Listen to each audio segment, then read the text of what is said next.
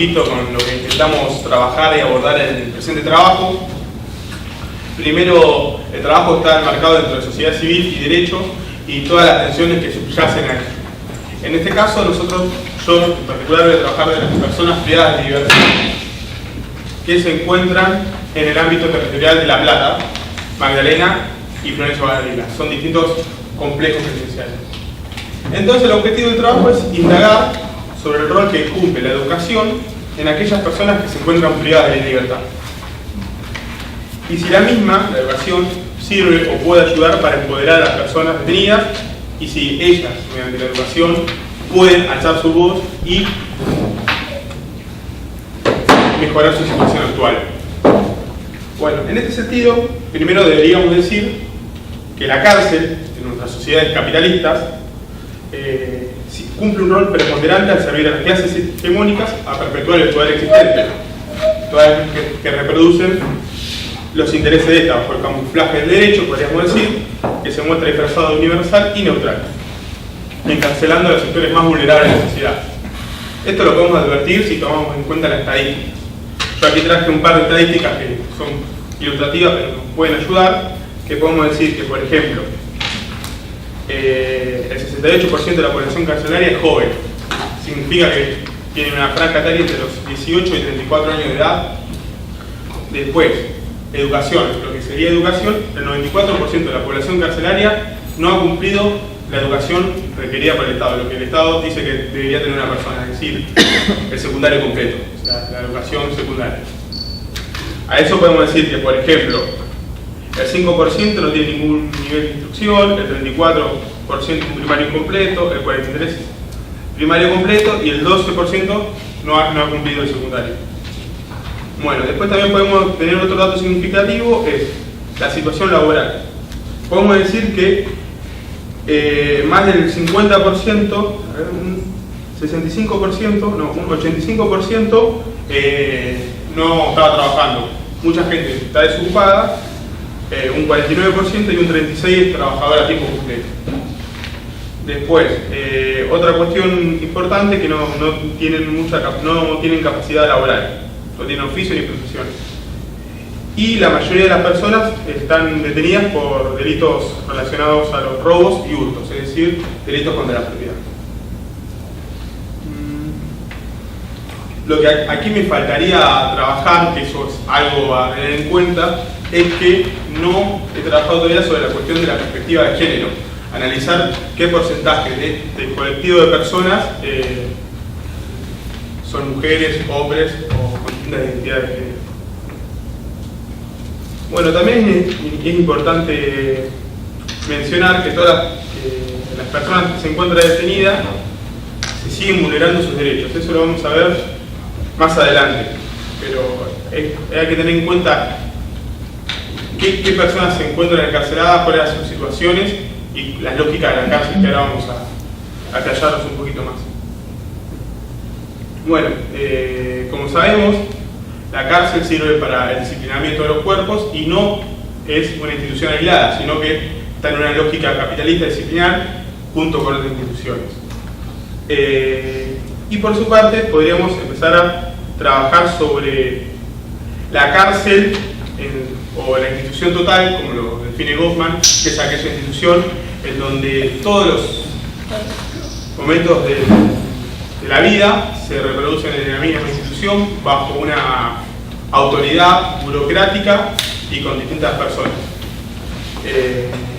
Que podríamos decir que la característica central de las instituciones totales puede describirse como una ruptura de las barreras que separan el ordinario de estos tres ámbitos de la vida, que está hablando del trabajo, la familia y la diversión, bajo la misma única autoridad. Segundo, cada etapa de la actividad diaria del miembro se realiza en la compañía inmediata de muchos otros, a quienes se da el mismo trato y quienes se requiere que hagan el mismo punto. Bueno, también hay que entender a la cárcel como una institución total que genera efectos devastadores sobre las personas, sobre la subjetividad. Es decir, que cuando una persona ingresa a una cárcel, se producen distintas agresiones al yo, podríamos, le llama Goffman, y pierden la autodeterminación, le producen distintas alteraciones sensoriales, por ejemplo, que haya muros, que haya rejas, candados, distintas cuestiones que van alterando a la persona. Y también otra de las cuestiones es que existe una infantilización, es decir, que la persona no se puede manejar por ella misma, no puede decir, bueno, tengo que ir al baño, voy al baño, tengo que ir al patio a hacer tal cosa, no, todo tiene que pedir permiso por una autoridad, o sea, el carcelero en este caso. Eso también hay que tenerlo muy en cuenta. Y lo que habla mucho Goffman es que en un principio se produce un despojo de las distintas atribuciones que tiene la persona, por ejemplo, ropa, elementos de libros y demás, que luego de esa primera etapa de despojo y de pérdida de la subjetividad, empieza a jugar una lógica de premios y castigos.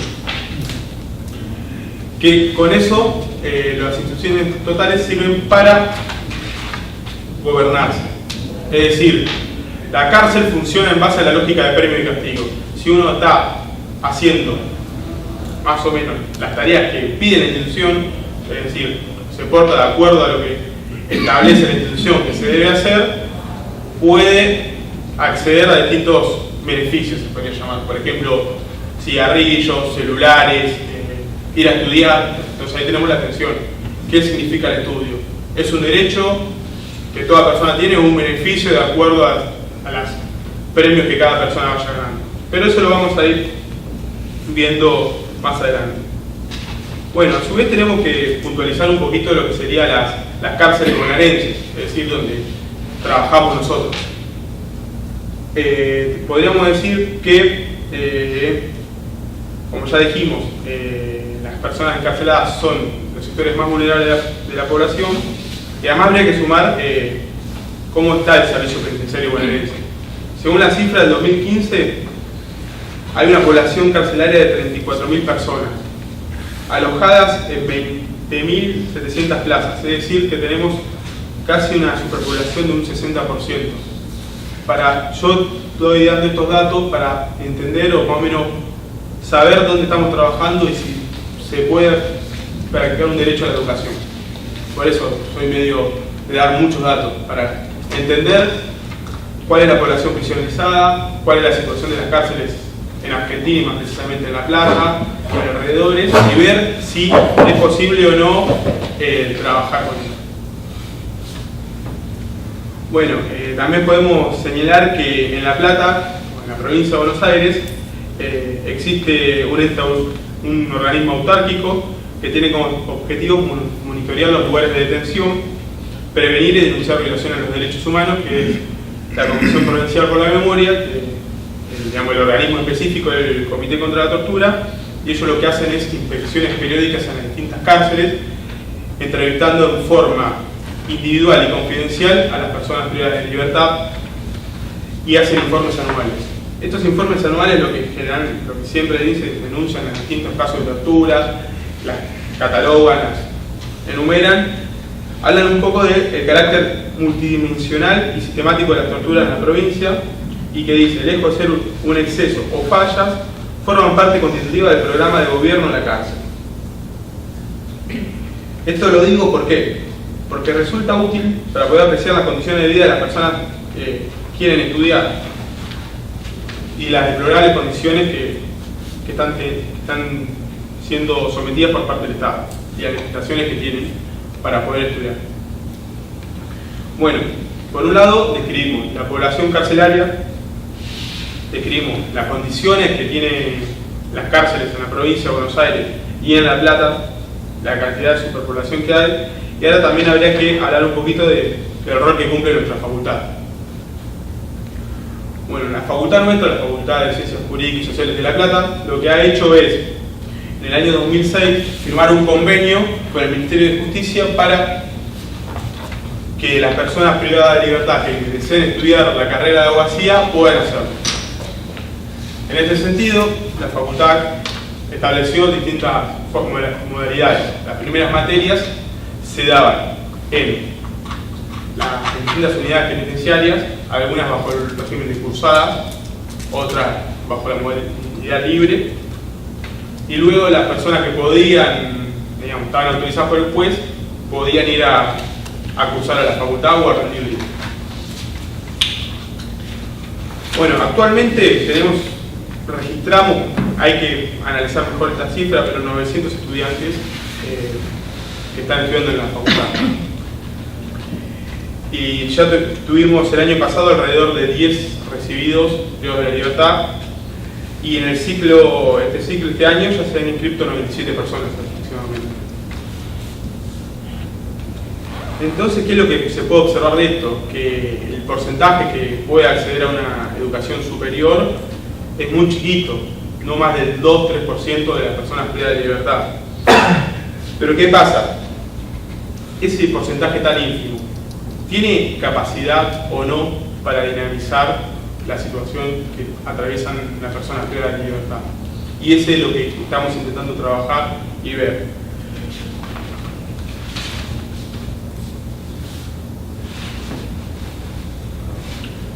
Hay que analizar si realmente puede ser una herramienta para la transformación social dentro y fuera de las unidades, y si el mismo posee capacidad para dinamizar las cárceles y mejorar las situaciones.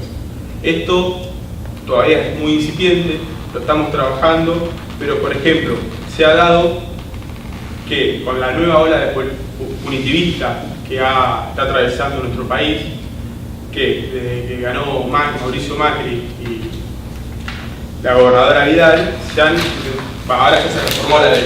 Bueno, yo me vine unos días antes y en mis vacaciones se reformó la ley de ejecución penal, que establece un montón de posibilidades de excarcelaciones y distintas cuestiones que tenían las personas privadas de libertad. Entonces, cuando se empezaron a debatir estos proyectos, los centros universitarios de las distintas unidades lo que hicieron fue trabajar en forma conjunta y se declararon en derecho de huelga. Todos los universitarios de la provincia estaban en huelga y solicitaron a las autoridades una mesa de diálogo. Por lo que, luego de idas y vueltas, se reunieron un 28 de diciembre de 2016, donde se constituyó la primera mesa de diálogo, que participaron el colectivo de personas privadas de libertad ambulatoria, representantes de los 3 poderes del Estado, organizaciones de derechos humanos y la Universidad Nacional de La Plata como actor importante. Bueno, las personas privadas de libertad tuvieron distintos pedidos, solicitaron distintas cosas, como primero tener voz en las cuestiones de política criminal y en los proyectos esos. Presentaron un informe, rechazaban la reforma, y bueno, después cuestiones, por ejemplo, que tengan colchones, que la gente pueda tener un alimento digno y demás cuestiones que hacen al día a día de las cárceles en la provincia. Posteriormente se realizó otra mesa de diálogo y bueno, acá tengo de las distintas unidades, que son 4 unidades, en realidad una unidad es todo un complejo penitenciario, y tengo los distintos estudiantes. Y podemos decir que en todas las unidades, todos los representantes eran universitarios. Y la mayoría eran de abogacía. Por lo que se podría inferir que con la educación universitaria podría servir para dinamizar las cuestiones, para intentar mejorar. Pero aún no lo podemos dar por sentado ni confirmarlo. Entonces a mí se me ocurrieron un par de preguntas disparadoras para trabajar. En decir qué función cumple la educación, si verdaderamente dinamiza o reproduce, porque también está en cuestión. La educación está atravesada por las mismas lógicas y bueno, hay que ver si puede cambiar o reproduce las lógicas que el sistema quiere que se sigan. Después, bueno, analizar qué tipo de actores participan de la mesa y si todos pueden acceder. Todos, hay, por ejemplo, organizaciones sociales. ¿Qué organizaciones sociales participan? Bueno, ver qué peso específico tiene la organización, por qué una organización participa y por qué la otra no. Esas cuestiones que hay que ir trabajando. Y después, otra pregunta también. ¿Y aquellos actores que participan, verdaderamente lo hacen? Y si realizan aportes significativos. Porque muchas veces van los distintos poderes del Estado, pero después no hay ninguna respuesta, no hay nada. Así que bueno, ese es el trabajo que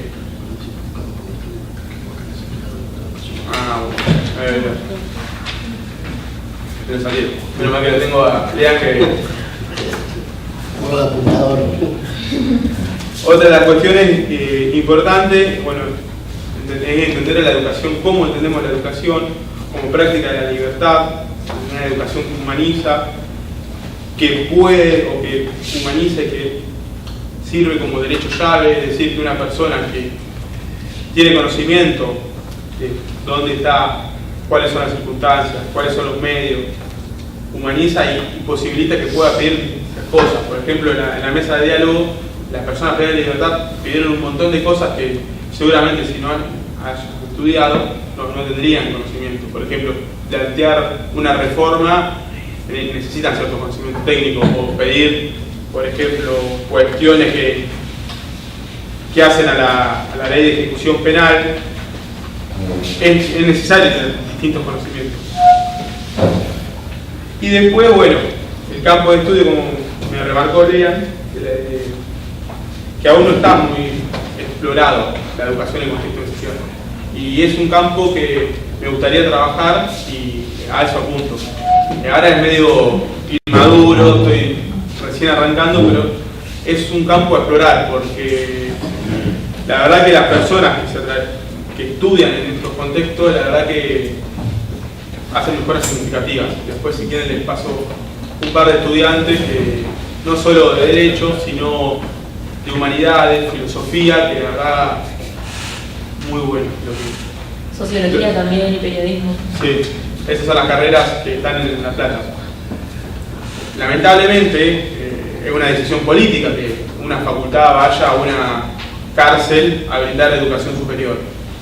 Y bueno, nuestra facultad, la Facultad de Ciencias Jurídicas y Sociales, fue una de las precursoras que hace más de 10 años está yendo. Y después está la Facultad de Ciencias Humanidades y Periodismo. 3 facultades de 17 años, de 17, o sea, eso también es para tenerlo en cuenta. La decisión política es complicada, pero bueno, hay 3. Después en Buenos Aires hay más, pero son distintas lógicas. Pero bueno, eso es lo que más o menos quería trabajar y compartir con ustedes, así que si me permiten.